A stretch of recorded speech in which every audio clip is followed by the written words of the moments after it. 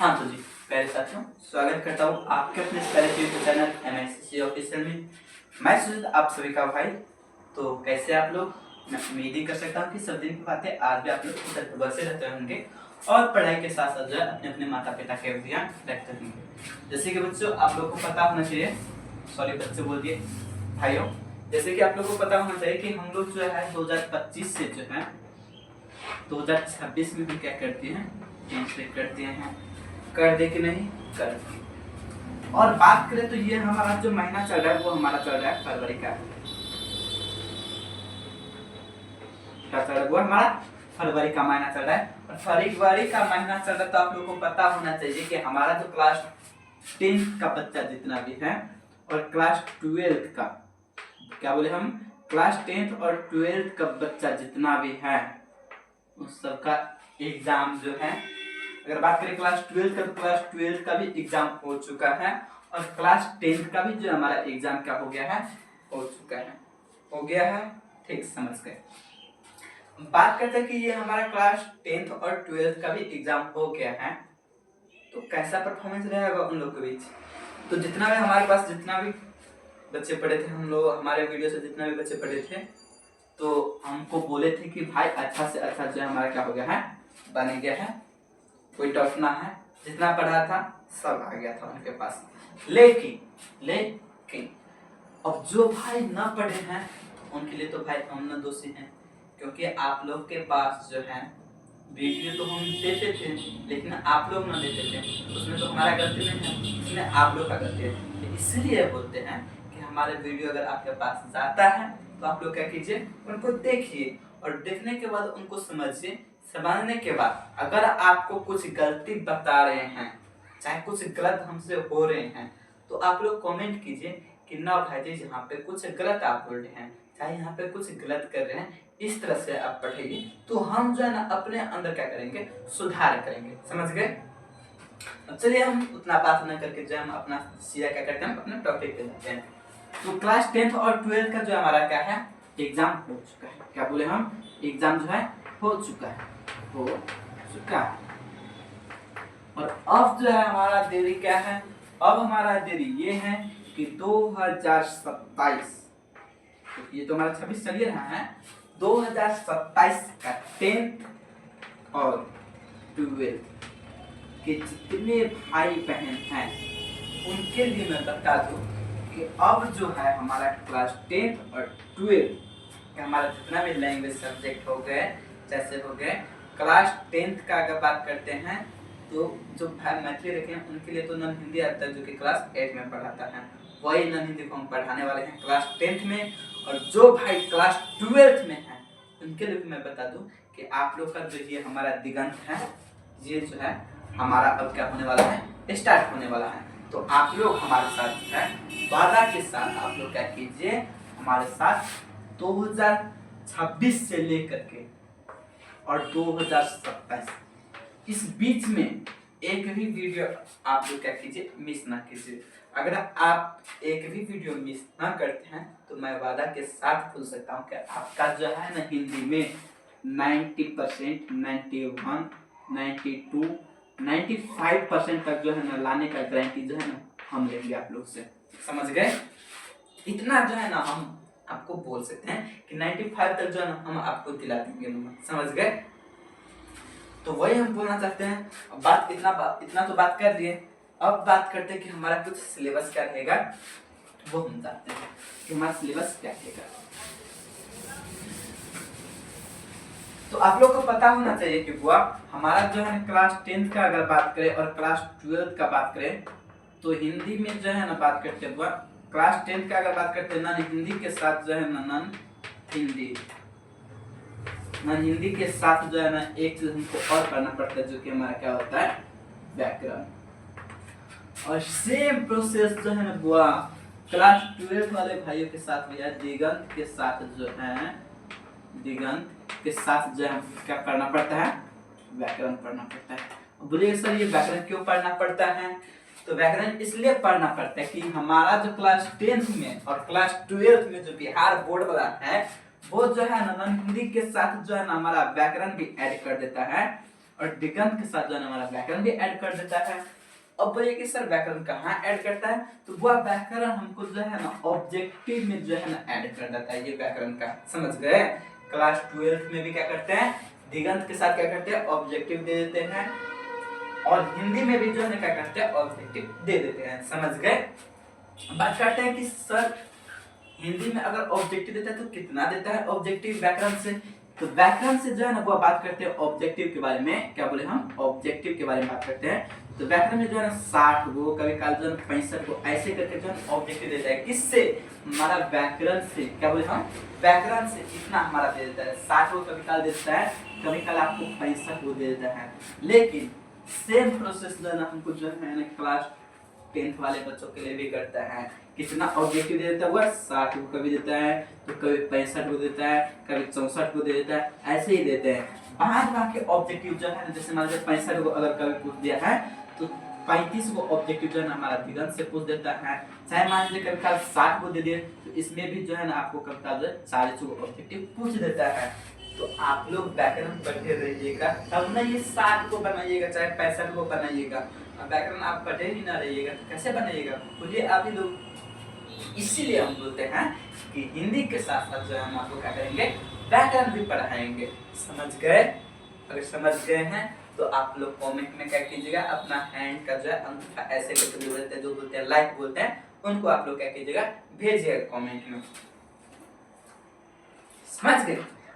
बात करते हैं हमारा, ये तो हमारा इधर हो गए ऑब्जेक्टिव में। अब बात करते हैं सब्जेक्टिव में। तो सब्जेक्टिव में हमारा जो है ना वो दिगंत से भी पूछता है, और कुछ जो है जैसे जिसको हम बोलते हैं लेख पत्र, निबंध, इनके बाद होता है सारांश। ये सब जो हम लिखते हैं ये हमारा लेख पत्र हो गए, सारांश हो गए। ये आप जब व्याकरण पढ़िएगा तो उसी में भी आपको क्या करेंगे, हम बताने का प्रयास करेंगे कि लेख कैसे लिखते हैं, सारांश कैसे लिखते हैं, निबंध कैसे लिखते हैं। इस सब के बारे में जो है हम आपको जो है व्याकरण के सिलेबस में हम आपको बता देंगे। समझ गए। और बात करते हैं हम अपना जो है क्लास 10 का जो है हिंदी के बारे में, और क्लास 12 का हिंदी के बारे में हम बात करते हैं। चलिए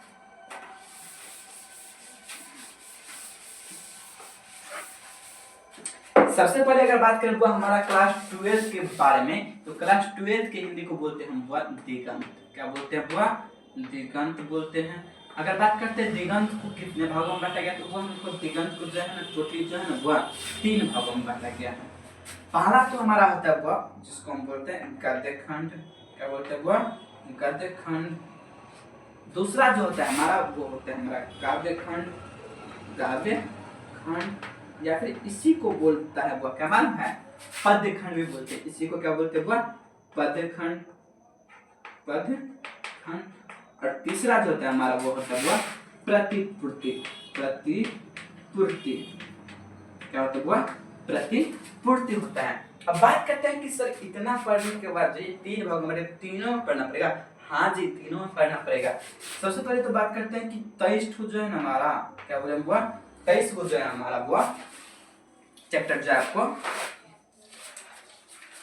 एक मिनट, सॉरी 23 को नहीं बोले, 23 को लिख दिए। 13 को चैप्टर जो है वह आपको इसमें से पढ़ने को मिलेगा, किसमें, गद्य खंड में।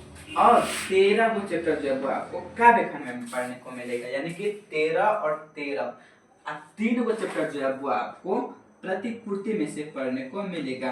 तो टोटली हमारे पास चैप्टर कितना हो गए, तो गुरुजी 13 + 13 + 3, यानी कि हमारा 3 6 9 हो गए, और 1 और 2 कितना हो गया, 29। यानी कि टोटली हमको 29 को चैप्टर पढ़ने को पड़ेगा।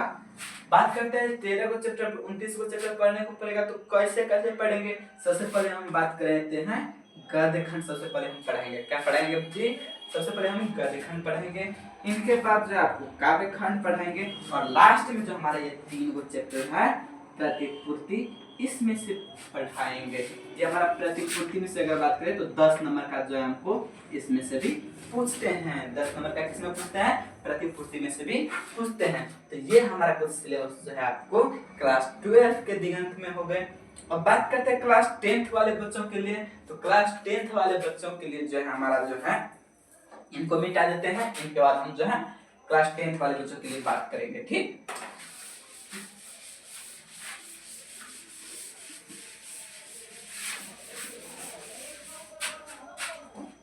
देख, क्लास 10th में जितने भी भाई हैं, क्लास 10th में जितने भी भाई हैं उनके लिए अगर बात करें तो इसमें भी जो है ना दो चीज आपको बताएंगे। इसमें दो चीज क्या बताएंगे, इसमें दो चीज ये बताएंगे कि जो भाई क्लास 10th में, यहाँ पे हम कर देते हैं दो भाग में विभाग करते हैं, क्लास 10th में चले गए हैं और जो मैथिली लिए हैं, मैथिली और जो संस्कृत लिए हैं, संस्कृत लिए हैं, तो बात करते हैं जो भाई क्लास 10th में मैथिली लिए हैं उनके लिए मैं बता दूं कि आपको जो है ना क्लास 8 का जो है हिंदी पढ़ना पड़ेगा। ये किसके लिए है, क्लास 8 का क्या पढ़ना पड़ेगा, हिंदी पढ़ना पड़ेगा, हिंदी पढ़ना पड़ेगा। इसी को हम बोलते हैं नन हिंदी भी बोलते हैं, नन हिंदी, समझ गए, क्या बोलते हैं, नन हिंदी पढ़ना पड़ेगा। ये किसके लिए है हुआ, तो ये आपको क्लास मैथिली जो लिए हैं उनके लिए है क्लास 8 का हिंदी। हाँ, जो भाई क्लास 10th में संस्कृत लिए हैं उनके लिए जो है आपको क्लास 10th का जो है आपको हिंदी पढ़ना पड़ेगा। क्या बोले हैं, क्लास 10th का जो है हिंदी पढ़ना पड़ेगा। वो भी समझ गए, समझ गए, अगर हाँ तो बोल दीजिए समझ गए। तो ये हमारा कुछ सिलेबस था। बात करते हैं तो फिलहाल जो संस्कृत वाले बच्चे हैं उनके लिए जो है हम आपको हिंदी बाद में पढ़ाएंगे।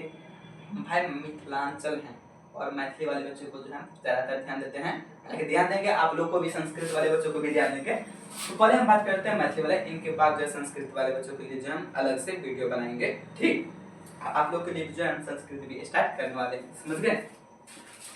मैथिली वाले बच्चों के लिए बात करते हैं तो मैथिली भी हम पढ़ाएंगे और हिंदी भी हम पढ़ाएंगे आप लोग को। बात करते हैं हिंदी के बारे में, बात कर रहे थे ना, मैथिली के बारे में बात ना कर रहे थे, तो मैथिली को उधर पढ़ते हैं। हिंदी में टोटली आपको 23 को चैप्टर पढ़ने को मिलेगा। क्या बोले हम, 23 को चैप्टर पढ़ने को मिलेगा। और इसमें जो है ना आपको काव्य खंड और गद्य खंड जो है ना, काव्य खंड और गद्य खंड जो है आपको दोनों एक ही में मिलेगा। क्या बोले हम, दोनों एक ही में मिलेगा, समझ गए। तो ये हमारा कुछ 10th और 12th का कुछ का था, डिस्कशन था। हाँ, जो भाई क्लास 12th का और 10th का एग्जाम दे देना तो उनके लिए मैं बता दूं कि आप लोग जो है ना रिजल्ट के लिए चिंता न करें। आप लोग का रिजल्ट जो है हुआ 30, 31, 32, मतलब 32 ना होता है, 1 होता है, 1।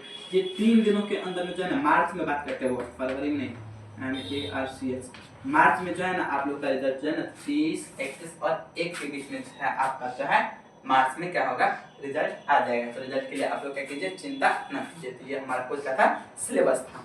आप लोग से मिलेंगे अगले वीडियो में। अगर ये वीडियो आप लोग को समझ में आए तो आप लोग क्या कीजिएगा, थम्स अप कीजिएगा और कमेंट में सुपर, जो भी आपको कमेंट करने का मन करे वो आप कर दीजिएगा।